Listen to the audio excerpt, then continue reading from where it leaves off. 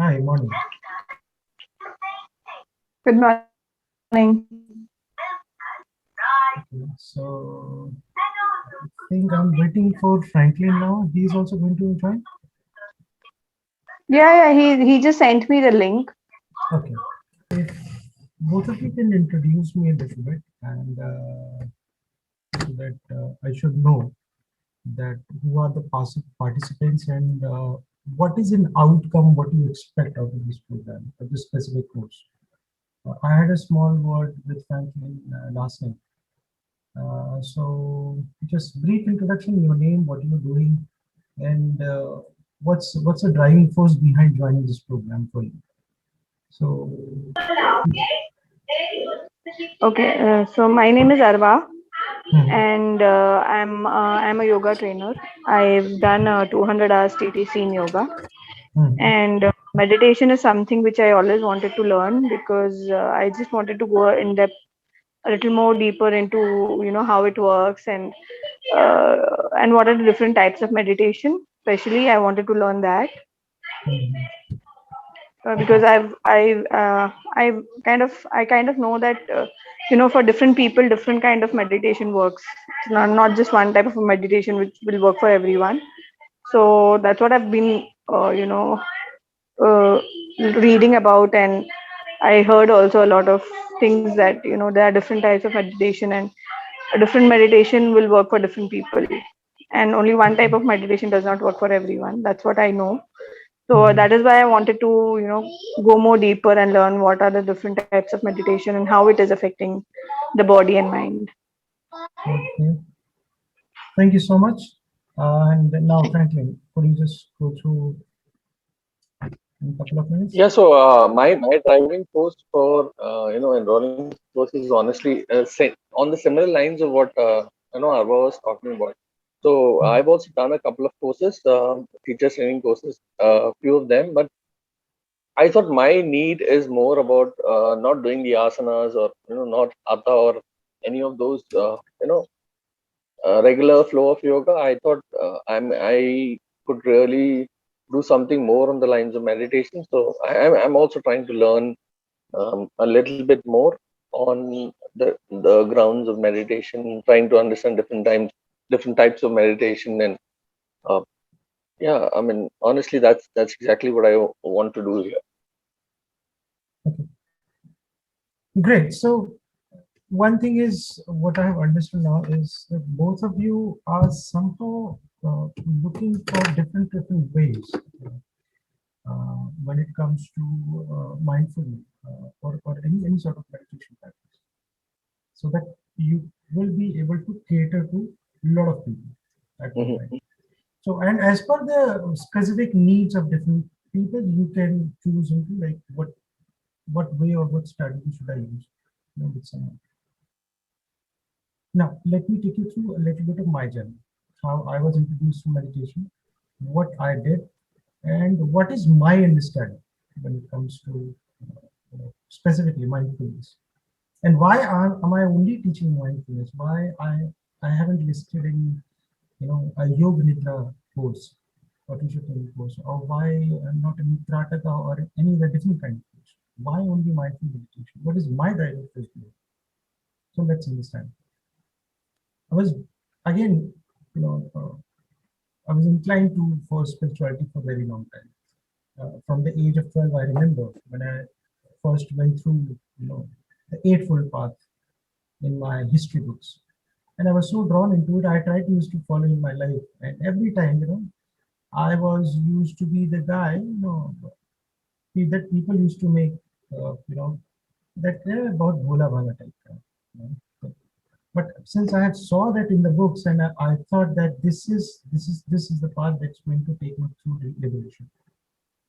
So very pretty smallish, but just take it forward straight away when I basically got into a very good corporate role, almost for almost 10 to 12 years of professional career, being into a senior management kind of position.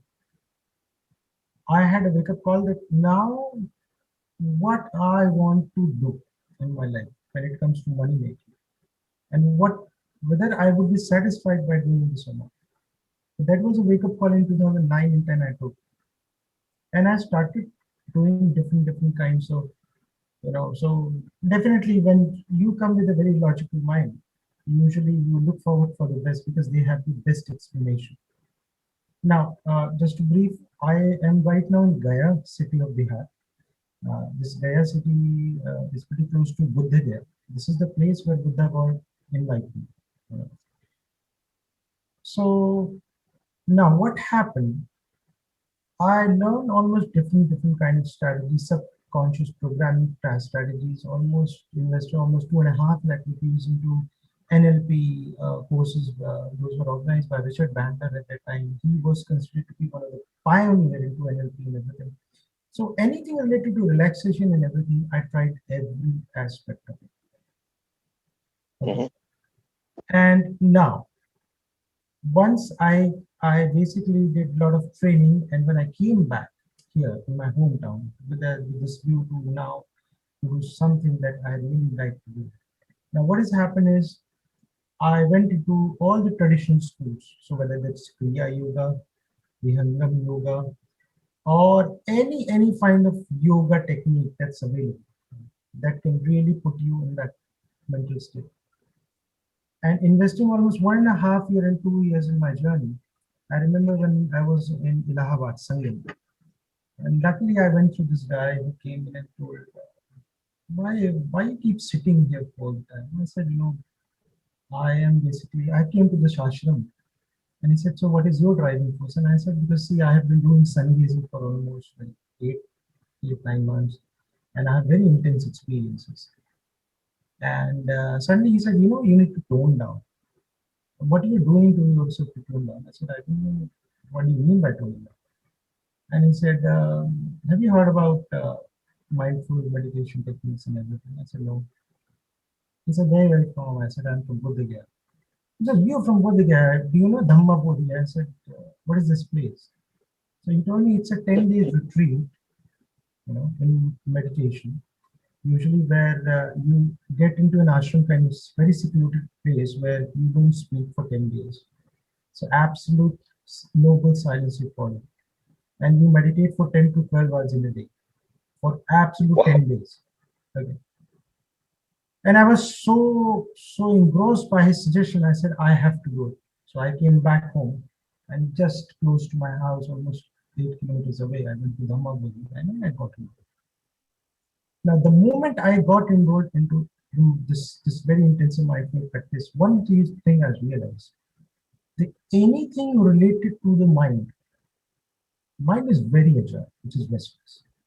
So if you want to grab hold of it, you can't do it by force because most of the people like you are in a full-time job. Arva must be a family person. Being into a grihastha ashram, since you are prone to all the different set of emotions, if you try to follow something with a very stringent set of mind, your mind usually backfires because your mind doesn't want to get out of the comfort zone. So it backfires. And when it does, you will see a lot of mood swing, change in your behavior. Sometimes you will yell, you will shout, and then you will realize that I'm not the person who usually shouts. What happened? So these kind of grihasthashram is a specific set where if you need to practice anything, this has to be very simple. And this should allow your mind to be treated more like a companion. Now, all the Buddhist style of meditation practices have this unique quality that they don't fight with the mind.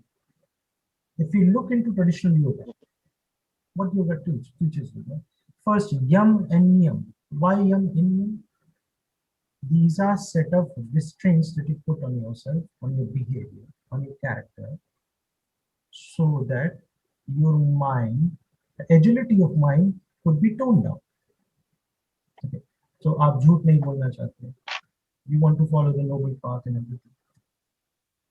That's why yam and niyam Patanjali used in the front, the first two factors. Without yam and niyam, if you're going to asana or pranayam, it's like there is a storm in the sea, and then you are going for a surfing there.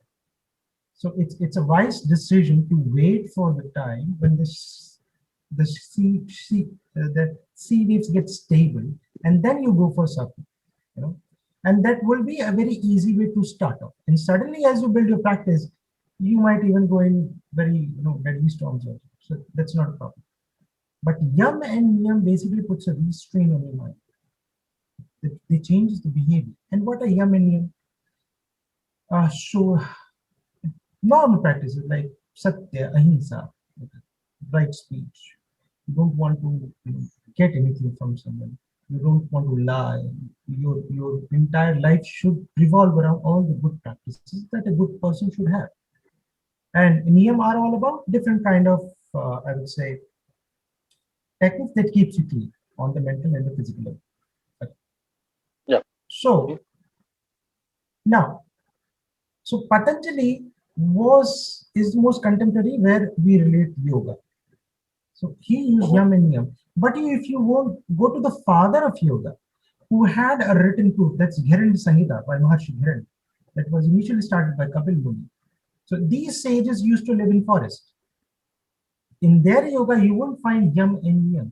That's straight away shatakarma. Why? Because there, a person was not prone to this sort of setup, this sort of environmental conditions. So really, the rules have changed little bit. Now, in this kind of setup where you are now or I am now, I need something very simple, that's straightforward, that could be superimposed and applied on each and every aspect of life. And the understanding should be very clear. It's not like Adi Shankaracharya who had a belief about Dvait or Advait. Dvait is the materialistic form of God, and Advait is, the Brahm, Atma, or the Brahma form of, teachings what they follow. So it has to be, first of all, very simple. If anything that confuses you a lot, chances are that you will not be able to follow it, or somehow you will lose track of your time. And if you do it after some time, if you teach someone, they will say, yeah, it wasn't, not applicable. So it need to be simple. If it's not simple, I mean, this is not the ideal starting point for anyone. Now, this mindful practice is where it has evolved. Buddha almost got enlightened almost 2005 years back. Now, after that, almost 500 to 600 years, his practices was somehow preserved. But usually, due to a lot of influence by the Hindu religion, and some people are very intelligent like me, and even might be you also.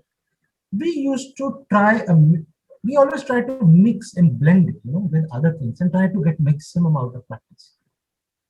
Now, mindfulness is the purest form of breath practice that is based on the purity. The moment you mix something with this, it loses its effect.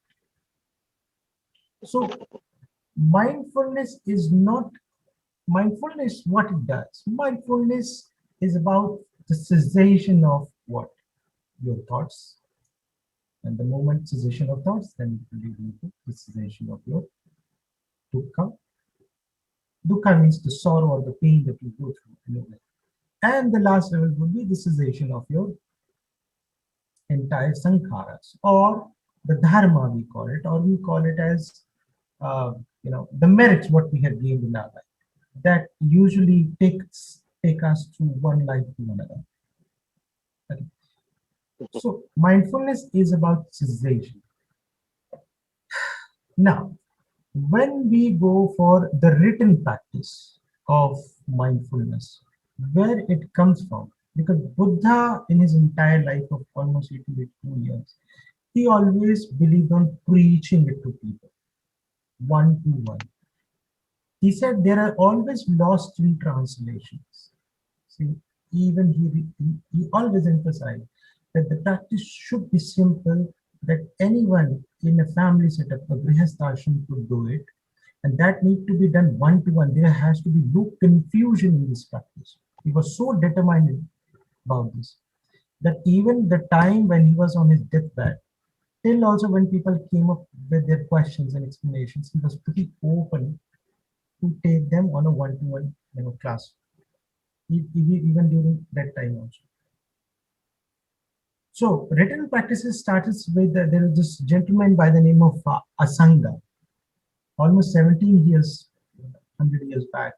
Uh, you know, the first written document he was compiled by Asanga, and then we have Koshala also who did it. But what he did is that he tried to put up a structure, a ladder structure towards how you can go from one level of meditation to the another. Asanga or Koshala is in line with Patanjali, if I say. What Patanjali did? Patanjali never came up with a new system. He took all the systems those were available before, whether from Shiv Purana, Dhiranda Samhita, Sankhya Darshan, all the different phases, and he put them across into a set of practices, the best practices, and he proposed it for common people. In the same way, Koshalas and Asangas are the two people those have written document that specifically signifies the different levels that a person goes through. Tomorrow we will go in more detail about what are those steps and how we go through it. But if I had to explain it in a nutshell, it would be first. The first step is always about sitting into a comfortable position. The place where you sit, that need to be comfortable. And your spine need to be straight. Now, when I say your spine need to be straight, doesn't mean that it has to be erect, like the dandasana or standing posture. No, that need to be straight with a healthy curvature. The first thing is getting into the position, and after that, the next position comes down to gross sensations. So, what are gross sensations? Anything that you can see and perceive with this very scattered frame of mind. What is scattered frame of mind? The current state of any person. Even I would say 99.98% of the people are into a very scattered way of mind. So if you need to judge it, if you have to put a test, usually that's how all physiotherapists try to define it. Whether do you have the hamstring flexibility or not? So they'll give you a test. Can you go this down? If you can't, okay, you are on a scale of 1 to 10. In the same way, the test is if you can take your mind any point of time and you can focus on the breath when you walk in. Can you feel the inhalation of the breath?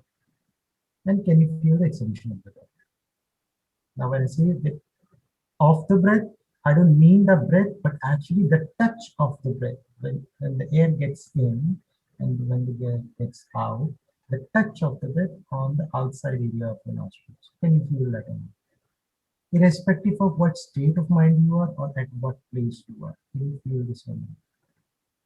If you can feel that, I would put on a scale of something like 4 to 6. For me, the highest state is 8 to 10 is that if I say what's happening at the tip of my toe in my leg, and I can feel the pulsation, I can feel the fluttering, I can feel the impermanence nature of my mind. So impermanence means something that comes in and goes out. So any kind of sensation that just comes in and goes out. Or even I can feel the rush of blood in my toe at that point of time. Or at my pinky finger. Or at my cheeks. Anywhere. So if I can take it at my will, this would be something, the perfect example of whether you are consciously aware in this moment or not. So that's why I said 100 out of 100, only 2 people are gifted ones, or people who are going through some sort of, yesterday, just like I spoke about, some sort of kundalini symptoms or something. These people tend to have this very ultra, laser type, kind of concentration. Now, what is concentration? Let's understand. If my focus is scattered here in this area, okay?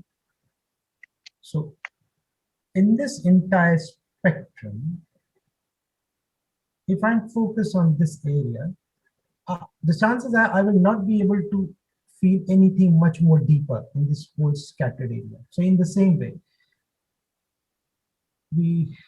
this entire body that you have, in this state of mind, usually your mind is scattered throughout your body.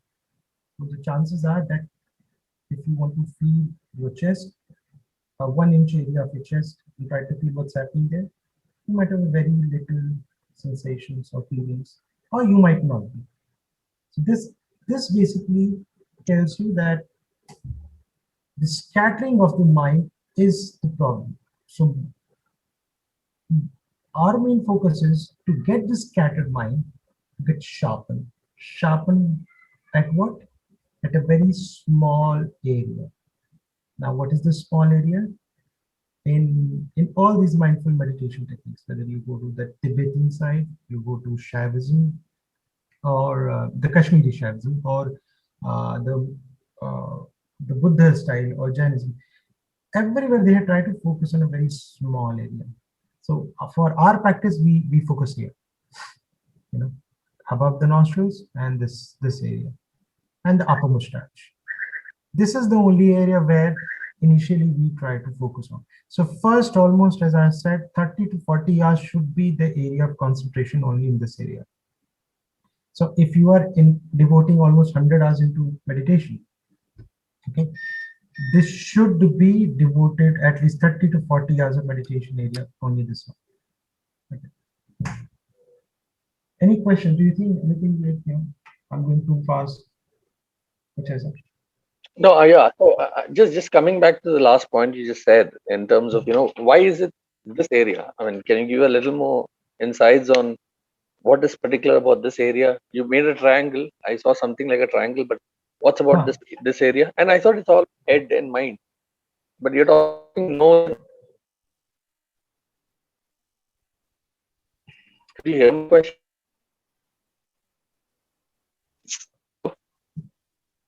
See, this is nothing particular about this area.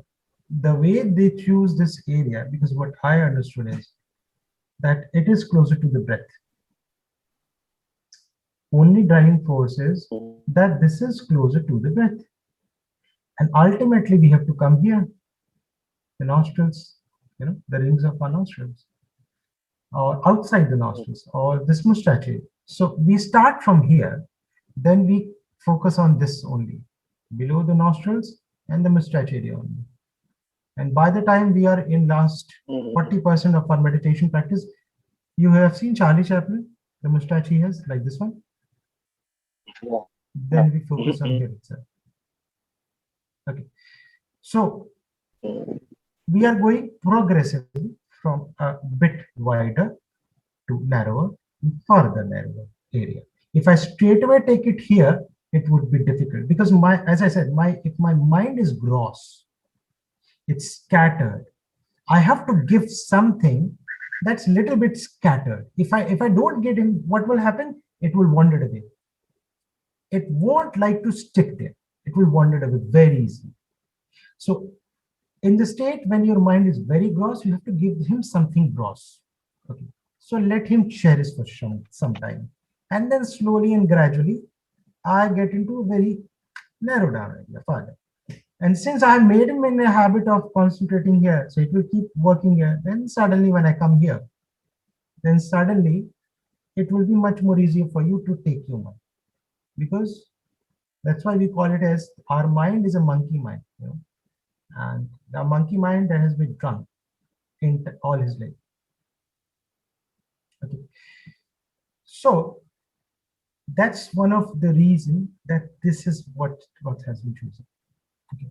Now, as we keep on shifting from here to here to here, the focus of attention gets narrower and narrower.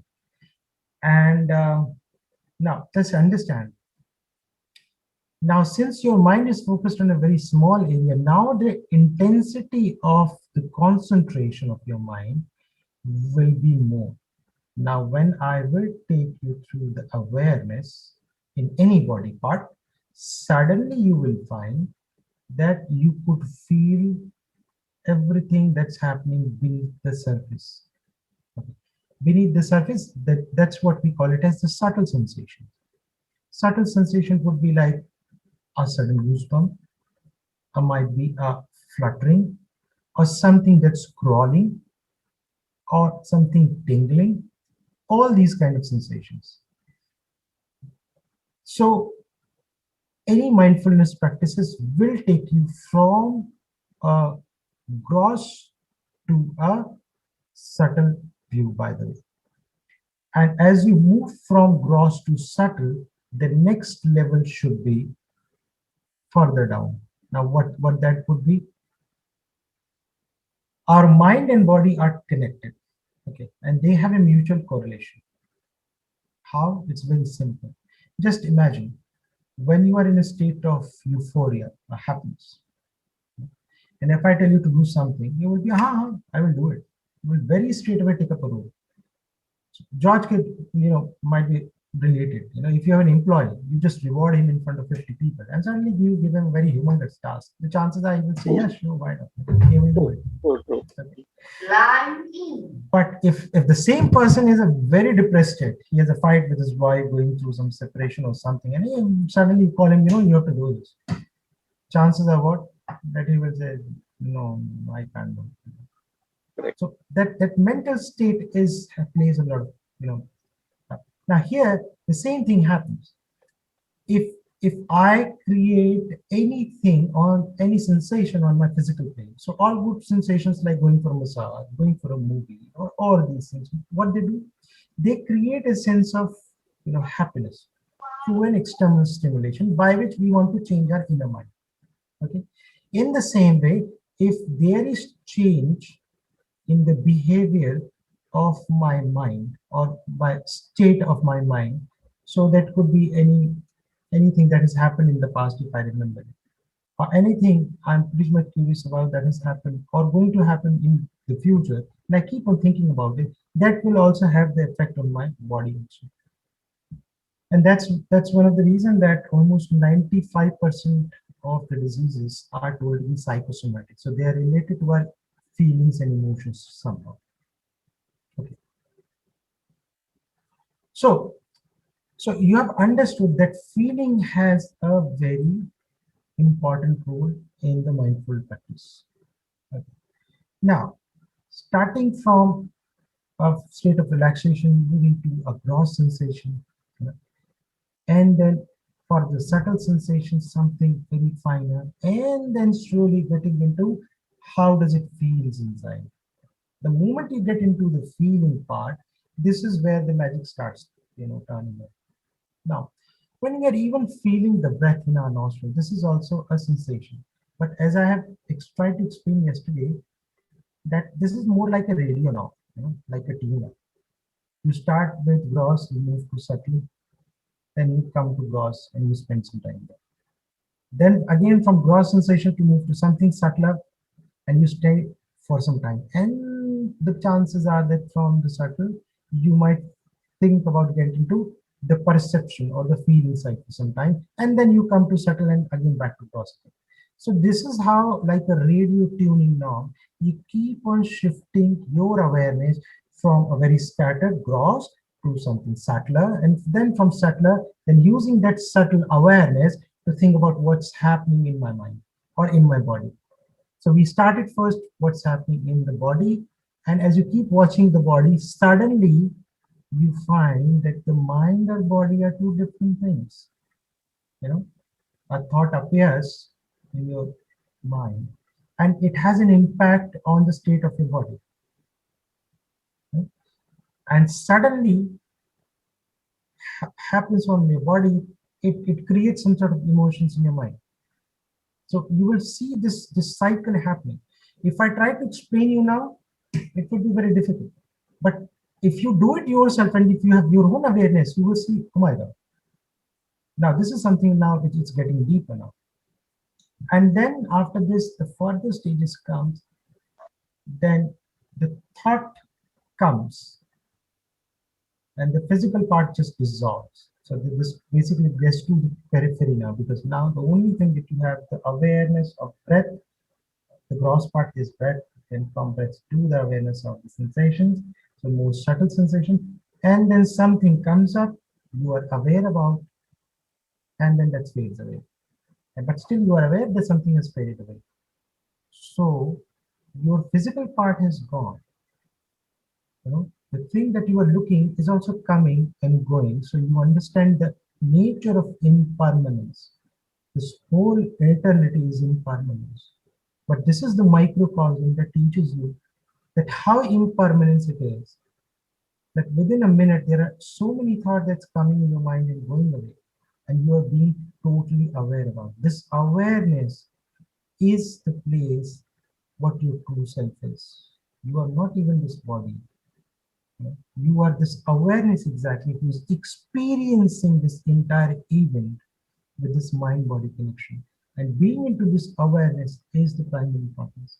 And now, being into this awareness, when you look into anything, any past event, you know, any fight that you had, anything troublesome that has happened, you will realize that it was all in vain. It was all because you created all these. Now, this is where the strongest point comes in. It says that you were the cause of everything. Why? Because this was the nature of your mind, and this is supposed to be happening. So it will keep on happening till the point of your day. But when you label these events as something that it has happened good or bad with me, but where is you? Who is the I basically? No, who is the me here? The physical self is not there. You are pure awareness. So this is the labeling of these sequences in our life that shapes our understanding of our day-to-day events. And then from day-to-day events, this all these karmas and sankaras shape to our karmas, what we call it as. And these karmas becomes our habit or our nature in the public life.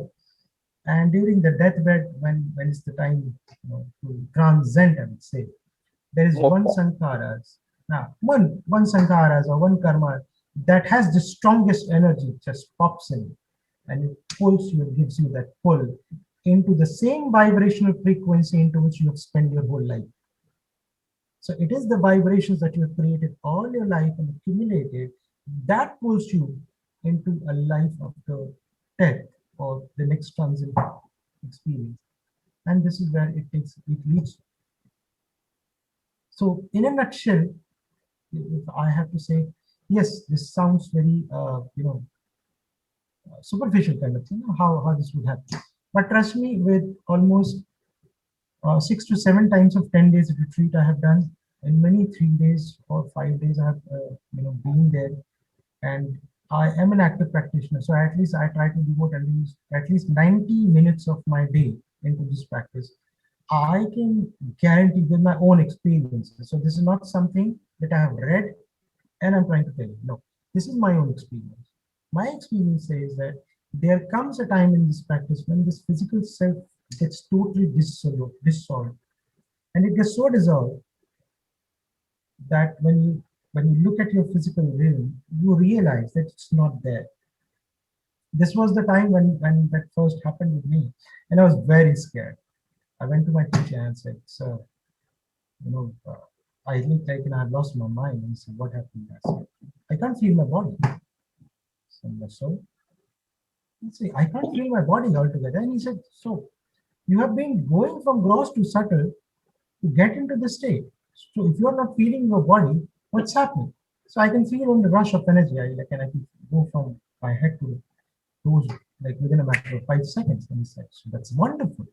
You are into a state of bhanga." And what is bhanga?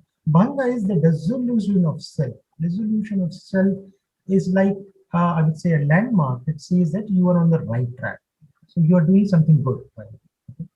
So, and I was like, okay, so this is not something wrong, but I'll just wait for tomorrow and you will be back to square one. And the same thing happened. The next day, I was again feeling very much difficulty. Then he told me, like, see, this will keep on happening, but if you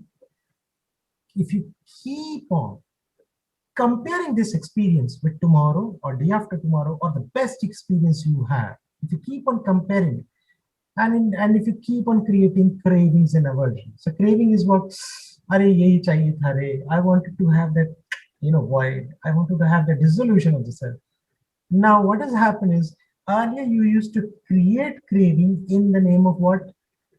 In the name of physical things, like I need this guava, from my tree. This is very juicy. So that's a craving. Uh, I love my wife. She's very beautiful. That's a craving. Now what is happening is you have try to be, progress on the spiritual path, and you have taken the landmarks of the spiritual path as a, as a medium of your craving. Now this is very dangerous. Why dangerous? You have heard about Asaram Bapu, Ram Rahim and all these people. Mhm. So you understand that when these spiritual enlightened people, those are somehow were on the right path and suddenly gets into very large scale promotions, and then this everything comes up. This is what the danger is. Okay. So the first day, I think this theory goes enough. Tomorrow, I think little bit more will be there, but it will be more on the practice part. Yeah, Any no, que- I'm honestly digesting whatever you said. Makes a lot of sense. yeah, I mean this is like uh, a download of everything that we are going to do. So first day should be always about the roadmap, why we are doing it, and what's the reason behind it. Okay. What is the explanation from my front? So if you have any questions, you can ask about it. We can have a conversation over it. Why this happens, why this doesn't happen. Have you done this or not? What my take is onto it? Because now the teacher and student relationship is very bilateral kind of. It has to be equally active. So it can't be like the Gurukul system that it was before. So, any questions? No. Okay. So, Arva, do you have any question? No, actually, in between it got disconnected, so I didn't actually, listen to what you were saying. I just heard something about craving that you were talking about right Huh. now. Huh. So, So, don't worry, we will have the recordings and I will share it with you. yeah, sure. Thank you. Every day, recordings will be shared. I will create a small group with two of you into it, and I will share it with you. Sir, you just said at the beginning that meditation works from the physical aspect, from the gross body, then it goes to the subtle body, right? Exactly. Yeah, and you first concentrate on a physical part of your body, like you said, the triangle thing. Yeah. So, not even triangle. Not even triangle. The first part should be to focus on something gross, totally gross. So, what is gross? I take my awareness to my head. So, it's more like a progressive relaxation if you have heard about it. What is Yes, progressive relaxation? You take your awareness from one body part. to other one. Yeah. Okay, let me just mute because I'm getting a lot of noise. Yeah, I got too much noise in your Yeah, ear. yeah, yeah. Okay, so the first part should be, first of all, to understand what's happening in my body. Okay. So this is very gross. So what is very gross is we take our awareness from one body part to the another. Now let's understand. Like if you feel when you focus on back of your head and you can't focus it, you can't feel something. Try to feel the entire head all at once. Start of the practice should be very simple. I try to focus on both the shoulder muscles, like levator, scapula, and trapezius, and all this. But if you can't do it, just focus on the entire hand all at once. That's what's happening here. Because when your mind is scattered, it has a tendency to focus on scattered part a lot. Anything that's bigger, it could sense it very easily. But if I take it to a very smaller section, problem. That won't be easy. So the first state is about progressive relaxation. First, we take our awareness, try to be aware about it. Now, what is awareness? Going through a body part and being aware about is what? Being aware is about, you see that it's cold, you feel that cold, and you just let it fade away. You don't get into the dialogue of, it's very cold today. No, it's hot. I feel hot in my hair, and let this fade away. I'm not getting it's really hot, but it's very humid. Yesterday it wasn't so humid, but today it's very humid. Even the AC is not working. All these dialogues, you don't want to get into it. You just want to just move away from it. So just awareness, pure awareness of what's here now, what's happening here now. And the moment you become aware, don't spend too much of time, because when the mind is gross, it tends to drift away very easily. So you have to move little bit tempo, with little bit of tempo. It's from here, then here. And if you can't feel anything, let's understand. If you can't feel anything, then what you will do? You will honor this fact that in this moment of time, I can't feel anything at the top of my head. That's it. And without any, again, our mind is into the habit of creating craving and aversion. Craving for something that he likes and aversion towards something that he doesn't like. So if I don't feel anything, so I can't feel anything because my mind is very agile. I honor this fact and I move away without any sign of craving or aversion towards it. We just moved away towards the forehead area. Okay. So let's try to do it rather than explaining. It's more makes more sense if you can sit and actually do it. Okay. So let's do one thing. I will end this video call now, and I will be on an audio call only, and it will be instructional. Okay, so if you can find a secluded place or something where you can sit into the meditative posture in next 5 minutes, and you will log in, and then as per the instructions or as per the commentary that I will take you through, you will just keep on following the instructions. Okay. So Ira and George, both of you, I will stop this meeting now, and we will restart in next 5 minutes with in audio only mode, no videos this time. Okay. Oh, okay. Thank you.